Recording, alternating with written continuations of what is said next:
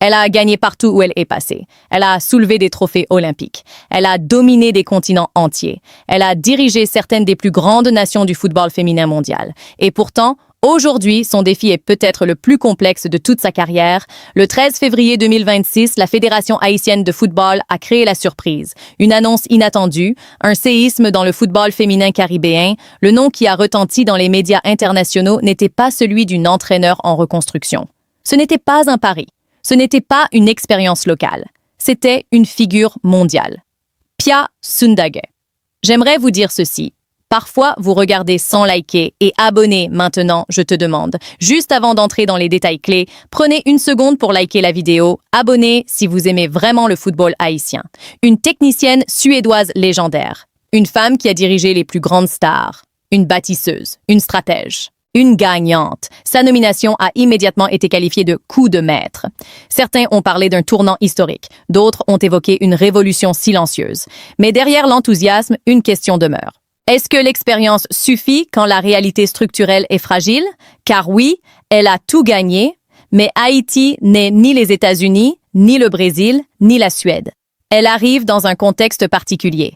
Un pays passionné, talentueux, mais confronté à des défis institutionnels. Une sélection qui a brillé par éclairs, mais qui cherche encore la stabilité. Pour comprendre pourquoi sa mission est à la fois prometteuse et périlleuse, il faut regarder son parcours. Aux États-Unis, elle n'a pas simplement entraîné, elle a marqué l'histoire. Elle a remporté 2 médailles d'or olympiques, imposant une rigueur tactique impressionnante. Elle savait gérer les égos. Elle savait transformer le talent en discipline collective. Elle comprenait la pression des grandes compétitions. Plus tard, au Brésil, elle a prouvé qu'elle pouvait réussir dans un environnement culturel différent. Elle a su s'adapter, imposer sa vision et conduire la sélection vers un titre continental en Copa América. Gagner en Amérique du Sud demande autre chose que de la stratégie. Cela demande du caractère. Elle possède cette capacité rare, structurée. Créer un environnement de haute performance, mettre en place une culture d'exigence, installer une discipline tactique durable. Et c'est précisément ce dont Haïti a parfois manqué. Les Grenadières ont du talent, du flair, une créativité naturelle. Mais dans certaines compétitions, l'organisation défensive et la gestion émotionnelle ont fait défaut. C'est là que Pia Sundhage peut changer la donne. Elle arrive à un moment stratégique. Haïti n'est plus une équipe surprise. Elle est observée, analysée, respectée, classée autour de la 50e place mondiale. Une position honorable, mais qui montre qu'il reste un écart avec l'élite. Son objectif est clair. Il n'y a pas de place pour l'ambiguïté. Son contrat est orienté vers une mission principale, qualifier Haïti pour la Coupe du Monde 2027. Et cela change tout, parce qu'il ne s'agit pas d'un projet à long terme avec 5 années de reconstruction. Il s'agit d'un défi immédiat, de résultats rapides, de performances mesurables. Le temps devient son adversaire le plus redoutable. Mais elle a déjà prouvé qu'elle savait travailler sous pression. Récemment, avec la Suisse, elle a conduit l'équipe jusqu'en quart de finale de l'Euro 2025. Ce n'était pas un exploit accidentel. C'était la preuve qu'elle reste compétitive au plus haut niveau actuel. Elle n'est pas une légende du passé. Elle est encore active, encore stratégique, encore influente. Cependant, tout n'est pas simple. Son style divise. Certains critiques l'accusent d'être trop pragmatique, trop défensive. Certains parlent même de anti-football. Une approche structurée, disciplinée, parfois rigide. Et cela pose une question sensible. Comment concilier ce pragmatisme avec la créativité naturelle des joueuses haïtiennes? Car Haïti joue avec instinct, avec improvisation, avec liberté technique. Imposer un cadre strict peut renforcer l'efficacité, mais peut aussi brider l'expression. Tout dépendra de son intelligence culturelle. Un autre défi latent, les ressources. Aux États-Unis, elle disposait d'infrastructures d'élite. Au Brésil, d'un vivier immense. En Suisse, d'une organisation solide. En Haïti, la Fédération haïtienne de football travaille avec des moyens plus limités. Les infrastructures, la logistique, la stabilité administrative, tout n'est pas comparable aux grandes puissances mondiales.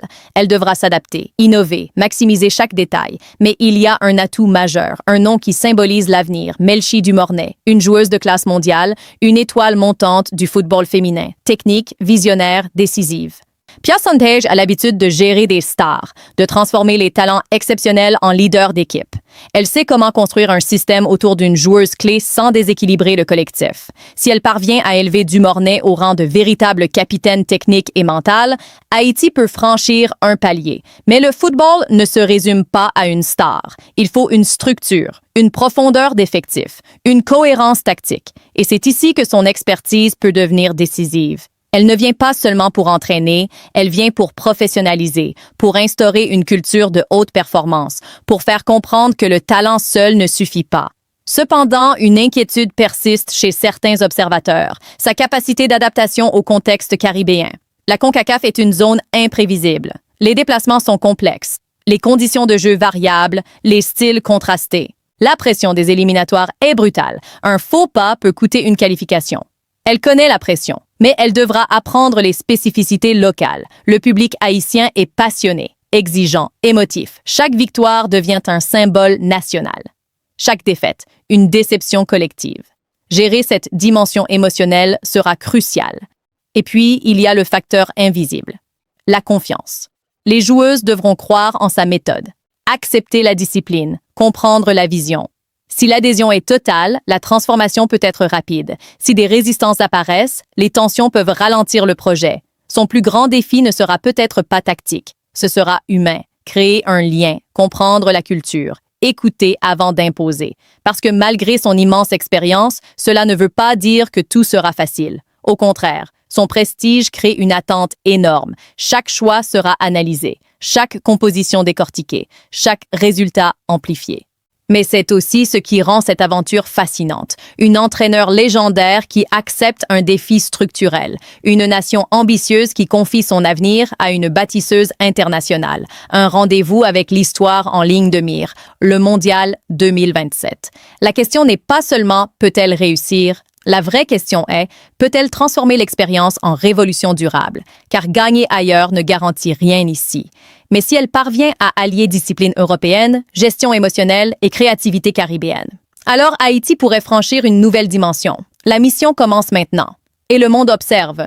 Mais au-delà des analyses, des statistiques et des débats tactiques, il existe une dimension encore plus profonde dans cette nomination. Une dimension psychologique, symbolique, identitaire. Car lorsqu'une figure comme Pia Sundhage accepte de prendre les rênes d'une sélection classée autour de la 50e place mondiale, ce n'est jamais un simple contrat. C'est un message. Un signal envoyé au monde du football féminin. Haïti ne veut plus seulement participer, Haïti veut structurer, durer, s'imposer. Pourtant, la transformation d'une sélection nationale ne se fait pas uniquement sur un tableau tactique. Elle se construit dans les détails invisibles. La préparation mentale, la gestion des stages, la nutrition, la récupération, l'analyse vidéo, la rigueur des horaires, la discipline collective. Et c'est précisément dans ces zones parfois négligées que Sundhage excelle. Elle ne se contente pas d'aligner un 11 de départ. Elle construit une culture. Mais instaurer une culture demande du temps. Et le temps est son adversaire le plus cruel. L'objectif fixé est clair. Qualification pour la Coupe du Monde 2027. Pas de transition douce. Pas d'excuses structurelles. Le mandat est orienté résultat. Chaque rassemblement comptera. Chaque match amical devra servir de laboratoire. Chaque erreur devra être corrigée rapidement. Dans un contexte où les ressources de la fédération restent limitées comparées aux géants qu'elle a dirigés auparavant, l'efficacité deviendra une obligation. Elle ne pourra pas multiplier les stages luxueux. Elle devra optimiser chaque fenêtre internationale. Transformer chaque séance en progression mesurable, c'est là que son expérience du très haut niveau peut faire la différence. Elle sait hiérarchiser les priorités, elle sait identifier les axes critiques. Elle comprend que dans des environnements contraints, la clarté stratégique devient vitale. Mais il y a un autre paramètre, souvent sous-estimé, la gestion des attentes populaires. Le public haïtien est passionné. Le football féminin, depuis la dernière participation mondiale, est devenu une source immense de fierté nationale. L'arrivée d'une entraîneur de cette stature augmente immédiatement l'espérance collective. On n'attendra pas seulement des progrès, on attendra des victoires, des performances convaincantes, une qualification sans trembler. Or, la CONCACAF n'est pas un terrain simple. Les États-Unis dominent historiquement la région. Le Canada reste une référence physique et tactique. Le Mexique progresse rapidement. Les sélections d'Amérique centrale deviennent de plus en plus compétitives. Chaque match peut basculer sur un détail. Et dans cette équation, Haïti devra trouver son identité. C'est peut-être le chantier le plus délicat.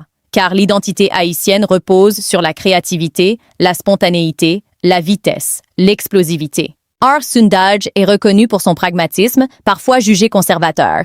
Certains critiques parlent d'un style défensif, structuré à l'extrême, où la priorité est donnée à l'équilibre plutôt qu'au spectacle. Cette tension entre créativité et discipline pourrait devenir le point central du projet. Si elle parvient à canaliser l'instinct sans l'étouffer, l'équipe gagnera en maturité. Si au contraire, la rigidité freine l'expression, le rendement offensif pourrait diminuer. Tout reposera sur sa capacité d'adaptation culturelle. Elle a déjà dirigé des environnements différents. Aux États-Unis, elle gérait une machine ultra professionnelle. Au Brésil, elle a dû composer avec une culture plus émotionnelle, plus expressive.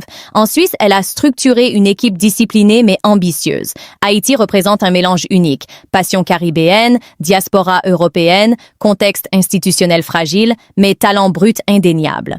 Au cœur de ce projet, un nom incarne l'espoir. Melchi Dumornay, une joueuse capable de changer le rythme d'un match. Vision, technique, intelligence de jeu. Elle n'est pas seulement une star, elle est une référence générationnelle. Suntage a l'habitude de bâtir autour de joueuses d'exception. Mais elle sait aussi qu'une star isolée ne gagne pas une qualification. Elle devra construire un collectif compact, capable de défendre ensemble et d'attaquer ensemble. La profondeur de banc deviendra cruciale. Les éliminatoires sont longues, exigeantes, émotionnellement intenses. Les blessures, les suspensions, les imprévus font partie du parcours. Structurer une rotation intelligente sera indispensable. Et puis il y a la dimension mentale. Haïti a déjà prouvé qu'elle pouvait surprendre. Mais pour franchir un cap, il faut passer du statut d'outsider courageux à celui d'équipe dominante. Cela implique un changement psychologique majeur. Ne plus jouer pour résister, mais pour contrôler. Ne plus espérer l'exploit, mais imposer un plan. C'est dans cette transformation que l'expérience de Sundhage peut peser lourd. Elle connaît les cycles de compétition. Elle sait préparer une équipe à gérer la pression d'un match décisif. Elle comprend l'importance de la stabilité émotionnelle dans les moments critiques. Cependant, l'environnement extrasportif peut influencer la dynamique. Les déplacements internationaux, les infrastructures d'entraînement, la logistique, la coordination administrative, autant d'éléments qui doivent suivre le rythme de l'ambition. Si ces aspects ne sont pas alignés, même la meilleure technicienne du monde peut se heurter à des limites structurelles. Mais parfois, l'arrivée d'une figure mondiale agit comme un catalyseur. Elle attire l'attention médiatique. Elle crédibilise le projet. Elle peut encourager des investissements, renforcer la confiance institutionnelle, stimuler la diaspora. La symbolique dépasse le terrain. Une entraîneur de cette envergure en Haïti envoie un message clair. Le football féminin haïtien mérite l'excellence. Pourtant, le football reste imprévisible. Les résultats ne suivent pas toujours les CV. Une mauvaise série peut installer le doute. Une élimination prématurée peut fragiliser un projet ambitieux. Et son contrat, orienté vers la qualification, laisse peu de marge à l'erreur. Elle devra trouver rapidement son 11 type. Installer une ossature défensive solide. Définir un système clair. 4-3-3 discipliné.